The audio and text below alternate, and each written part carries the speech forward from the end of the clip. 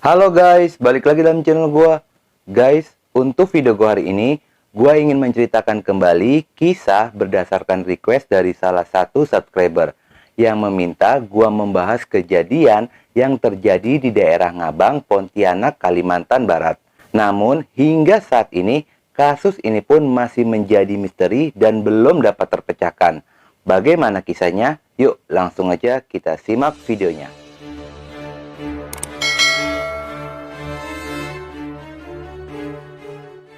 Semua ini bermula ketika wilayah Kecamatan Ngabang, Pontianak, Kalimantan Barat.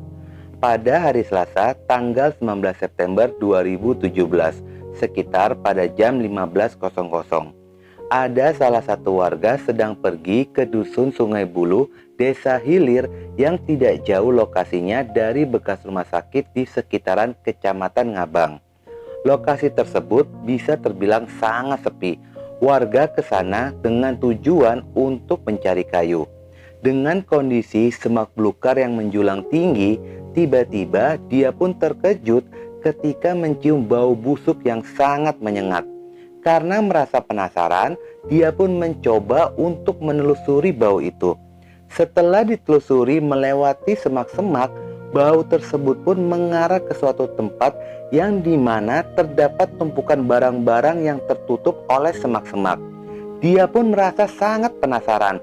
Ketika dilihat lebih jelas, ternyata dia pun baru menyadari ketika melihat ada seorang pria dan wanita di atas karpet dalam kondisi tertelungkup.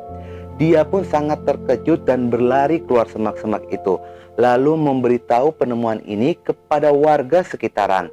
Mereka pun segera melaporkannya kepada pihak kepolisian. Setibanya polisi di sana, polisi pun segera melakukan evakuasi dan olah TKP.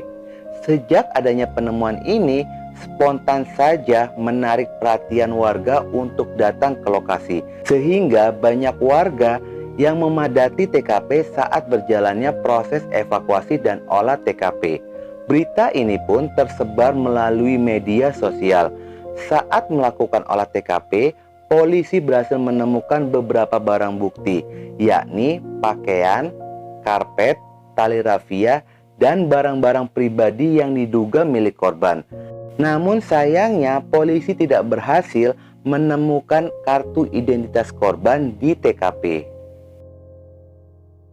Lalu, kedua tubuh korban pun segera dilakukan evakuasi dan dibawa ke RSUD Landak sekitar pada jam 17.00 untuk dilakukan pemeriksaan dan identifikasi.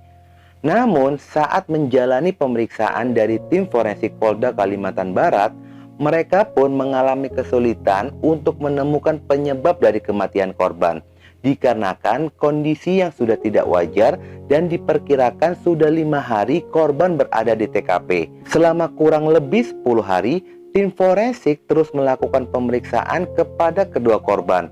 Walaupun penemuan ini sangat menggemparkan warga dan tersebar melalui sosial media, namun hingga pada malam harinya belum juga ada pihak keluarga yang datang ke rumah sakit, sehingga kedua korban pun masih belum bisa diketahui asal-usulnya.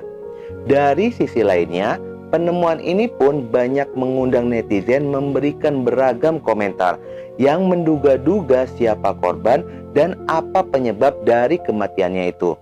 Ada yang menduga jika korban merupakan korban kejahatan dari seseorang, dan ada pun yang berkomentar jika korban dipatuk ular ketika sedang berkencan.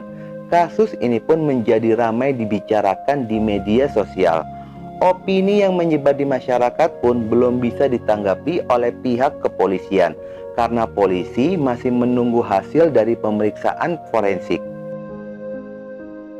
Setelah beberapa hari dari penemuan tubuh ini, ada seorang wanita yang datang ke rumah sakit. Wanita tersebut bernama Akian. Akian pun baru mengetahui berita penemuan tubuh ini dari media sosial. Dan dia mengatakan kepada polisi, dia menduga jika korban pria adalah suaminya. Dia pun membawa foto dan kartu identitas dari korban untuk mendapatkan kepastian. Lalu polisi pun segera melakukan tes DNA kepada istri korban dan korban pria tersebut. Sebelum adanya penemuan ini, dia merasa aneh dengan perilaku suaminya, yang belakangan ini tidak pernah memberikan kabar kepadanya. Bahkan dia juga berusaha untuk menghubungi suaminya, namun tidak mendapatkan respon. Lalu ketika dia mengetahui berita tentang penemuan tubuh ini, Akian pun merasa penasaran dan khawatir jika itu adalah suaminya. Hasil dari tes DNA menyatakan benar jika korban adalah suaminya.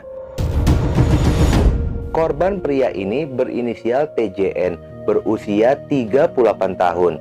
TJN merupakan warga Sungai Duri, Bekayang, Kalimantan Barat.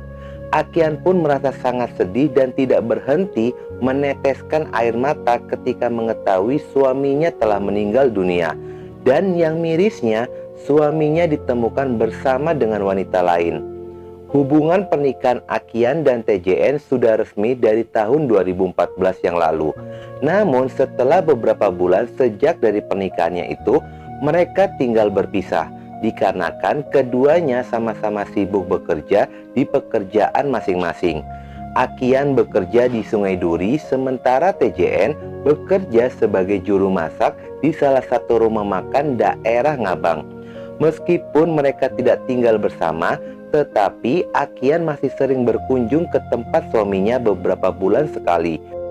Mereka pun masih sering berkomunikasi, dan TJN juga masih terus menafkahi istrinya.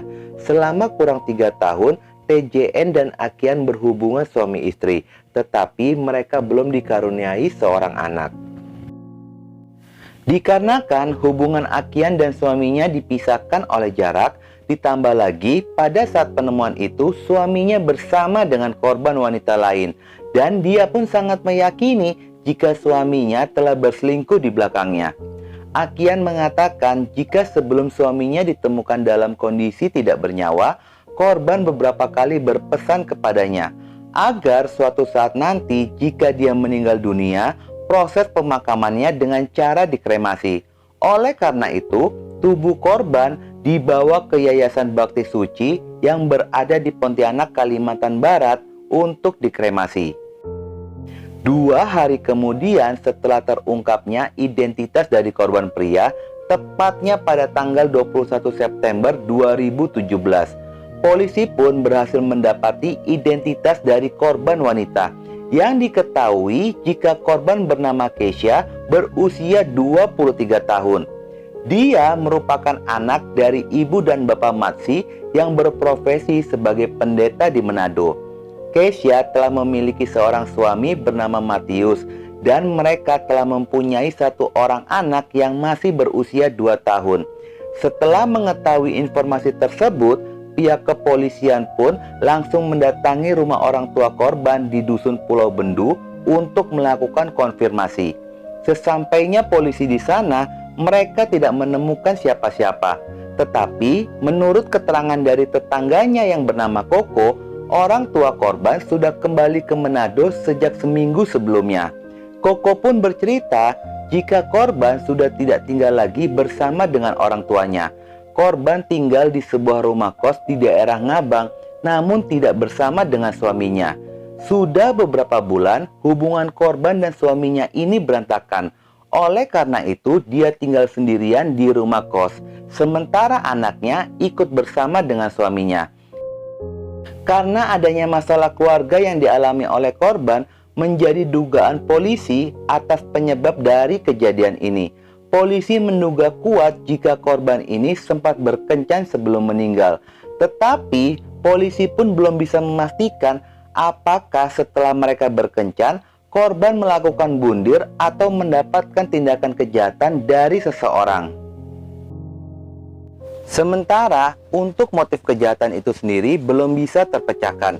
Apakah motif asmara yang diduga korban memiliki hubungan terlarang atau korban menjadi korban perampokan yang disertai dengan kekerasan. Polisi segera melakukan pemeriksaan dan sudah ada 21 orang yang diperiksa. Tetapi dari keterangan saksi, polisi belum bisa mengambil kesimpulan pada kasus ini dan cukup sulit untuk menemukan titik terang dari pelaku kejahatan. Kejahatan ini pun bisa dikatakan sangat rapi. Karena baik keterangan saksi ataupun pada saat melakukan olah TKP, polisi tidak berhasil menemukan petunjuk yang berarti. Walaupun sudah banyak spekulasi di tengah masyarakat, namun polisi memilih tidak berandai-andai penyebab yang menjadi motif dari kejahatan ini. Karena polisi pun tidak bisa berbicara ke publik jika tidak menemukan bukti apa yang menjadi motif dari kejahatan ini. Hingga kini, gua menghimpun berita ini pun kemungkinan besar jika pelaku kejahatan itu belum bisa tertangkap dan masih menjadi misteri kematian dari korban. Guys, karena belum terungkapnya kasus ini, pesan moral untuk kalian terutama yang berada di wilayah Ngabang agar berhati-hati karena pelaku kejahatan masih berkeliaran di sekitaran kalian. Dan semoga walaupun lambat, namanya kejahatan pasti akan terungkap. Semoga ini menjadi pekerjaan rumah bagi pihak kepolisian untuk bisa memecahkan kasus ini. Oke guys, sekian dulu video gua hari ini dan jangan lupa ikuti terus video gua. Oke?